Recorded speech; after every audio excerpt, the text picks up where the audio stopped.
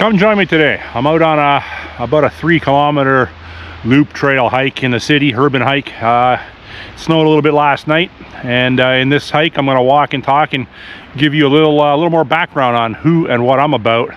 I'm also going to talk about diminishing freedom of speech laws and rights in Canada, and an encounter that I had at my local Walmart last night with regards to an ignorant person wanting to butt in line ahead of me at checkout.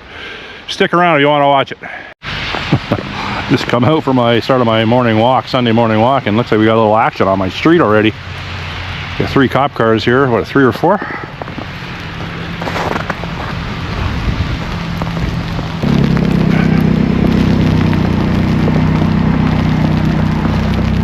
What we got going on over here, people? We got a stolen car.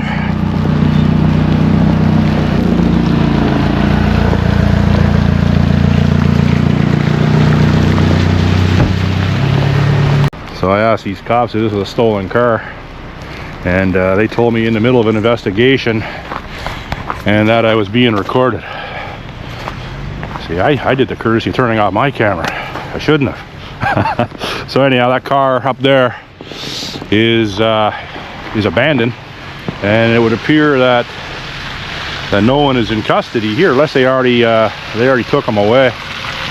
Oh, the cop's going to cause a 20-car pileup.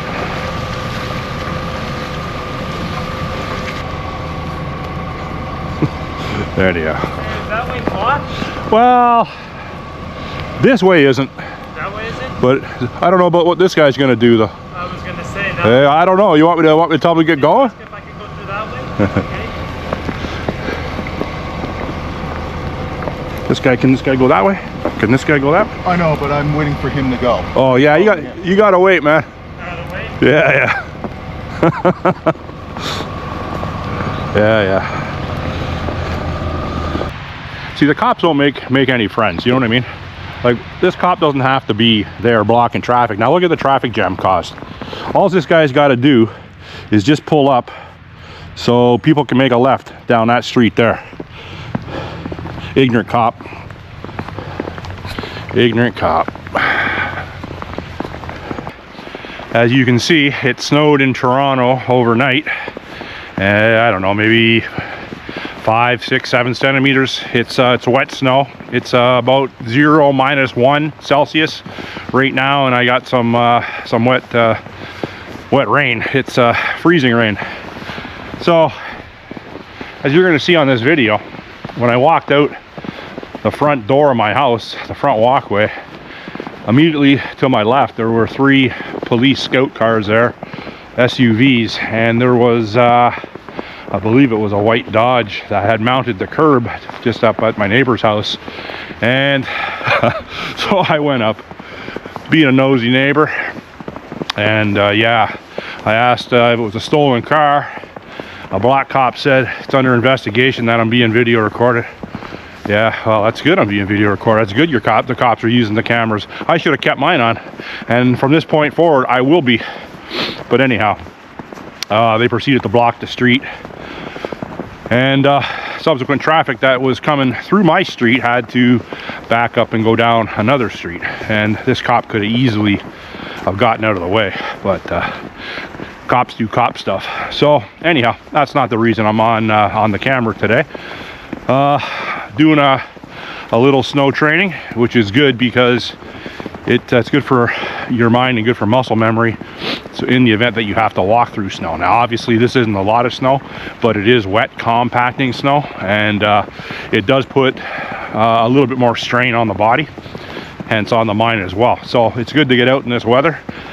And today I also want to talk about what happened in the UK with regards to a gentleman that was over in the United States, I don't know, either for business or for leisure, and he went to someone's house or wherever, and he shot some guns. He posted either pictures or videos, probably pictures on his LinkedIn of him.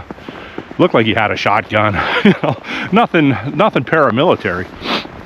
So anyhow, the cops came to his house when he went back to the UK, and they warned him about posting those pictures because it was sending the wrong message to certain people where they could get triggered, and it was deemed unlawful in the UK. So the guy argued with the cops, and he subsequently got arrested. I don't know where the charges stand right now.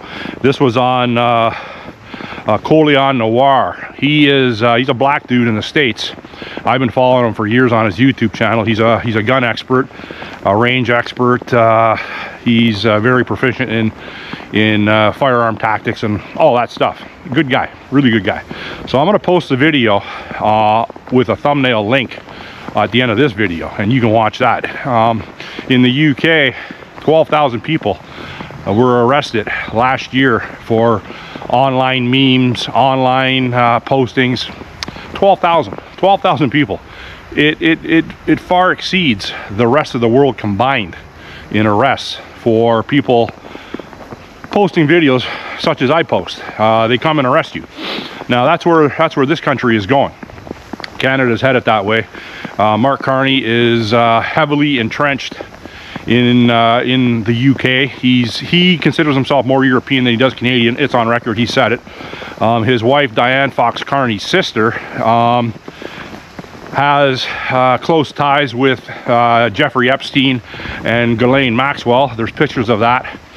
David from Moose on the Loose just did a video. I believe he did it last night. I watched it this morning, where he ties the Carneys, the Foxes, Diane Fox Carney's sister into the Epsteins, but also into Goldman Sachs, into very high level financial institutions. And now he also tied in how Carney is in business with Diane Fox Carney's sister's relatives. And David from Moose on the Loose believes that sooner than later, Mark Carney is going to announce, it's three brothers over there. The name escapes me right now, but they're aristocrats. Two of them are Olympic gold medalists in rowing from the 1984 Los Angeles Olympics. So very posh people, as they call it over there. I call them fucking scumbags. That's what I call them. And over here. So that's David from Moose on the Loose does a very comprehensive. He does excellent work, investigative work with charts, and it's obviously complicated to follow, but he makes it as simple as possible for people with low IQ like me. So maybe I can post both those videos at the end of this video. I'll see, so you can watch that one too. But I also today want to tell you about a story last night that occurred. I'm fighting a cold, or I got a fever. No big deal. I'm not complaining about it. But I decided to go over to Walmart, my local Walmart, which is 4 blocks away from my house. And I walked over at around 6 p.m. last night. So in Toronto, at this time of year, 6 p.m. is dark. It's just like any other time of the night. It's dark. So I walked over, no big deal. Checked on my local guard dog. He came to the fence. I gave him some treats, which is cool. Then I went into Walmart to get some lemons, because I didn't have any lemon, a fresh lemon. So I want to put it in my tea, which I have on me right now, and some honey. My honey, I didn't have enough, so I had 2 items. I had lemon, and I had honey. So I don't go to the self checkout because I don't like those. I could count on one hand how many times I've used them in my life. So the place is busy. It's Saturday night in Toronto, November 29th. It's a busy store. So when you go in the store, like anywhere in my area, my neighborhood, it looks like you're in a different country as opposed to Canada. Now, when you say that, well, what do you mean by that? Okay, well, I understand that people that look like me are a minority in this city. I understand that. The way the immigration floodgates have been open, it is noticeably changed rapidly in the last few years. So I go in this store, and I know I'm not going in to get much, right? So I go in, I put Yeah, 3 lemons. I put 3 lemons in one of those clear bags and just my honey. So my hands are relatively clear. I always got a variation of my crossover on me. And so I see a line that they're all lined up. Like the store is busy, right? So I go into the line, which you think is going to be the quickest moving.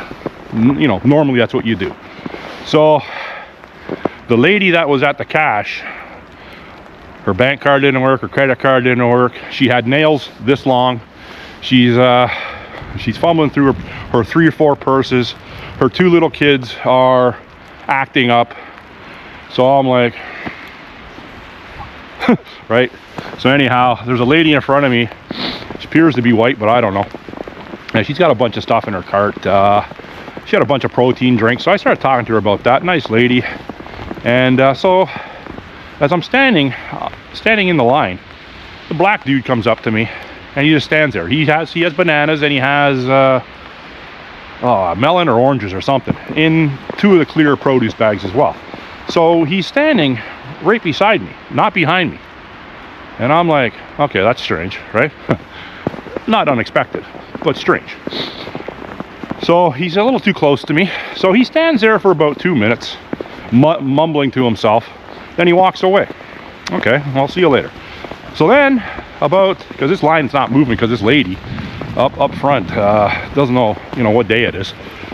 She finally figures out how she's going to pay for her groceries or whatever. I don't know what the fuck she did. Did she steal them? Who knows? Who gives a shit? So the black dude comes back up to me again, like maybe 3-4 minutes later. And he comes up, and there's already people behind me now. There's like 4 or 5 people behind me. And he goes, hey, yo, like this. And I go, what? And he goes, I went to the washroom. I go, yeah, that's good. You went to the washroom. That's good. He goes, well, I was here. I go, listen. I go, yeah, I recognize you from 4 minutes ago. But if you think you're getting in front of me, that ain't going to happen. You're back there. Right? So he looks at me, and he's a taller guy. I'm just shy of 6'1". So he's about my height, maybe 6'2", between 6'1", 6'2". I'd say he's about 200 pounds, 190, between 25 and 30 years old. And he has an African accent. I've been around long enough to know what an African accent is. I'm going to assume he's from the Congo, but I don't know. Anyhow, hold on one second. What you doing, man? You lost out here? Yeah. Hey, where are you going, man? How are you, brother? Good, buddy.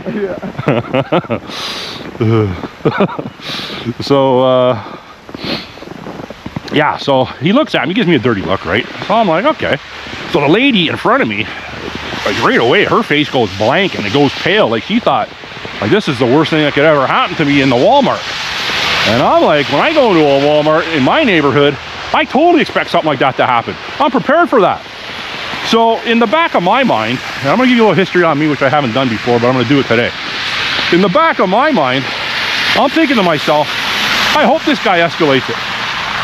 I hope he does. And the thought had crossed his mind. But what also crossed his mind was the thought that, hey, this guy didn't back down whatsoever, me. And the thought crossed his mind, normally when I bully white liberal Karens and Darrens, they just immediately back down. That's what this guy was thinking. So this person from the Congo, or wherever he's from, Africa for sure, not Somalia, he's thinking, well, this is not the way it usually goes down. And that took him aback. So anyhow, I just continued talking. He did go behind me, and he butted in front of the 4 or 5 other people that were behind me. He did do that. And they were all black. So they must have worked it out amongst themselves.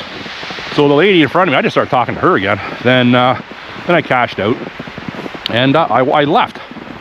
So then I walked home 4 blocks. This would have been, I don't know, like 6:30ish. And yeah, it's like, even in my neighborhood, it's like the creepy crawlies. I encountered 2 other guys wearing hoodies, big guys. But like I said, I don't leave my house in the mindset that I'm going to navigate my way through life and nothing's going to happen. So my mind is prepared for that.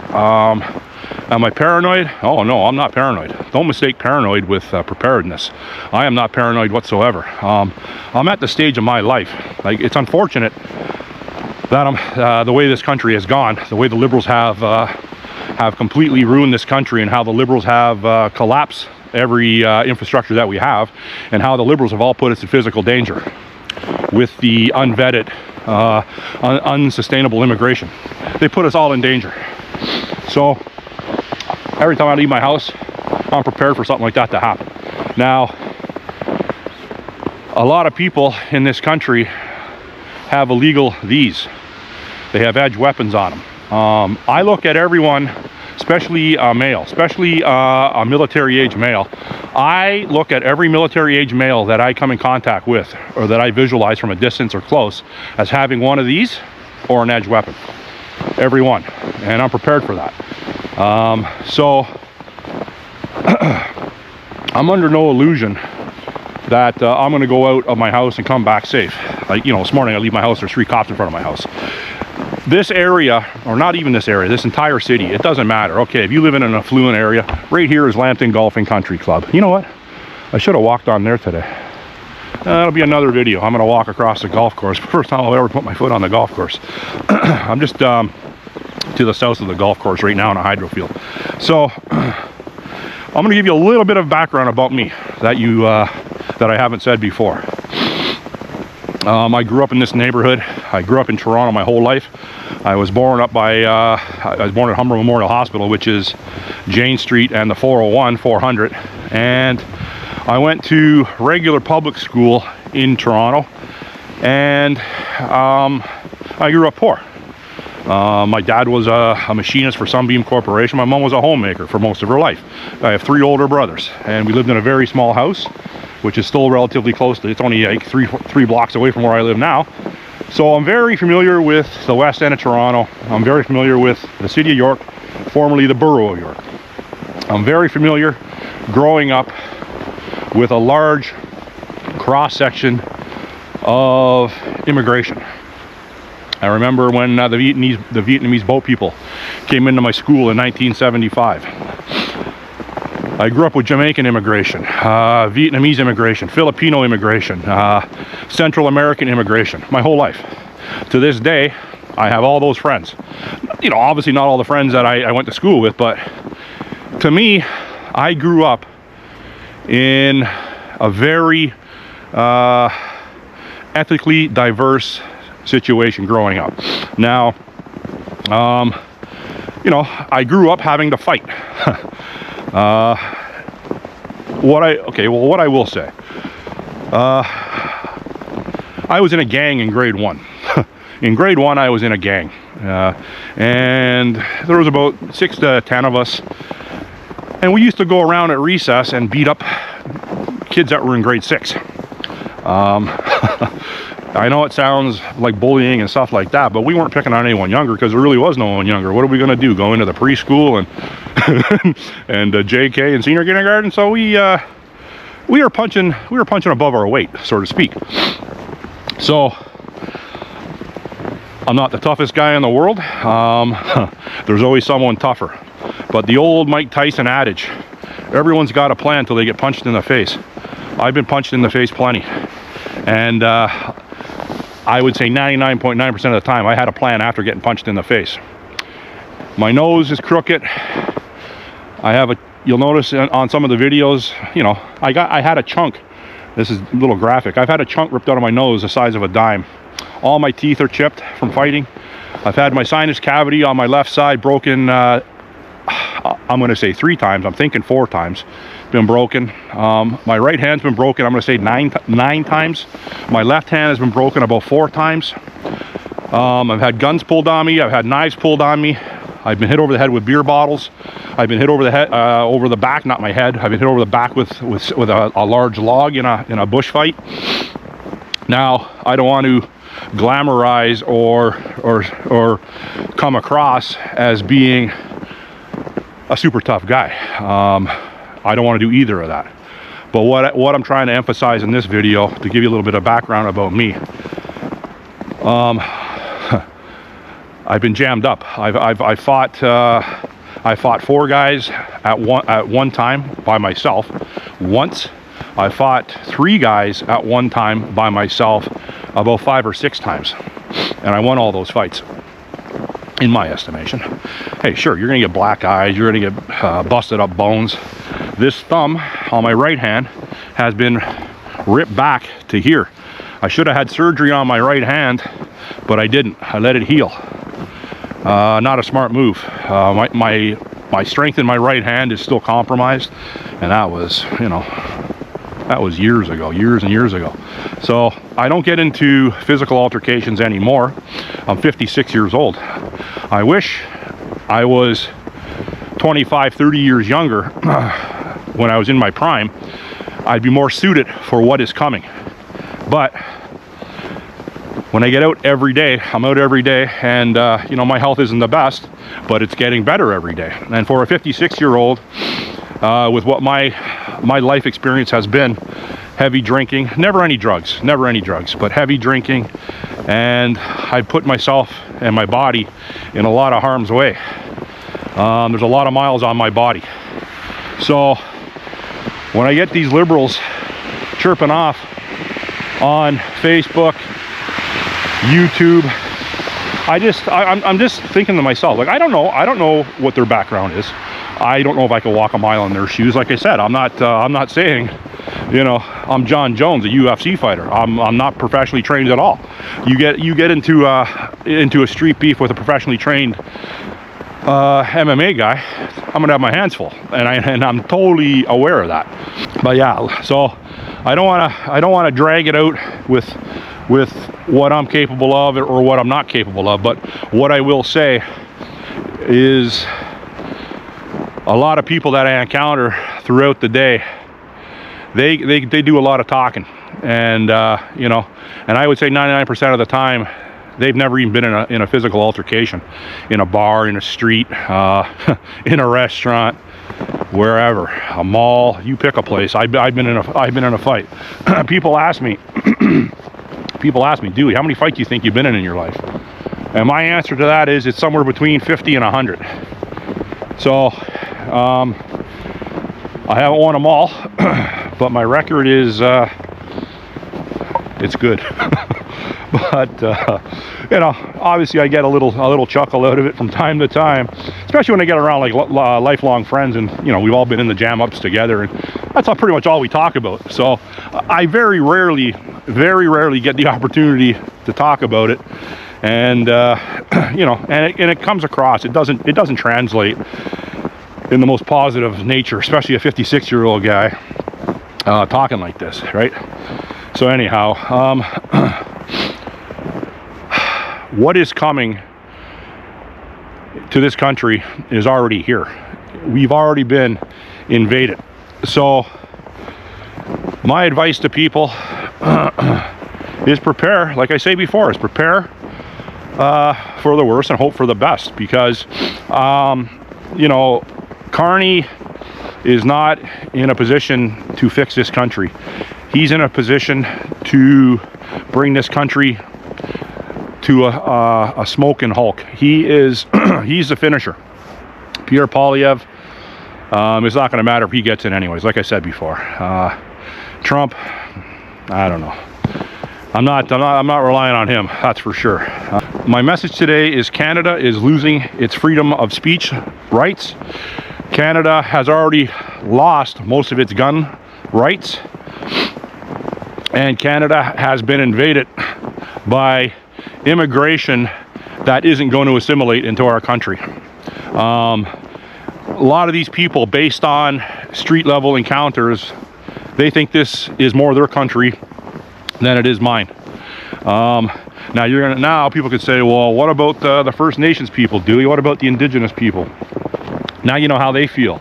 You're a colonizer, you're a slave owner. Well, you know what?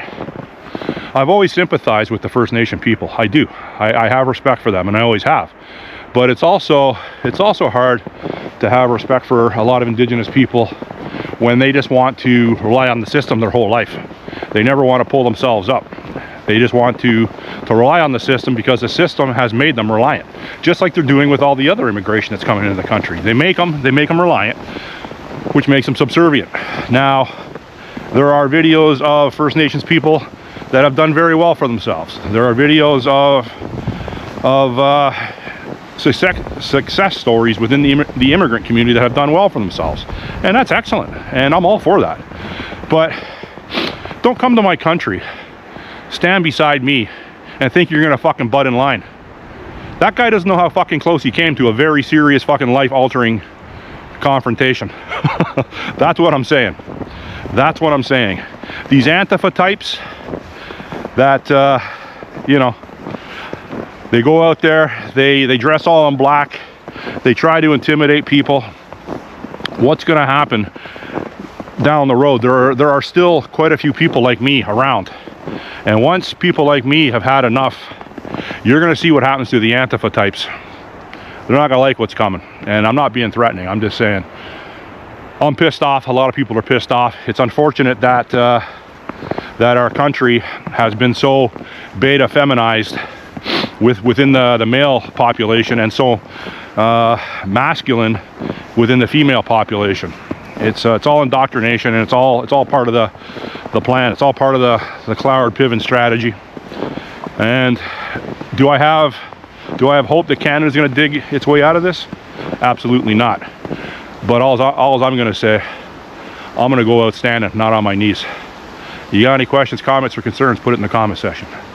I'm going to trudge my way back out of here, out of the hydro field. Nice and quiet in here today, though, eh? Nice little breeze going. It's still, what time we got here? It's still early. It's 8:22 a.m. I love this. I'd rather be walking through here than on any beach in the world. Chat soon. Bye.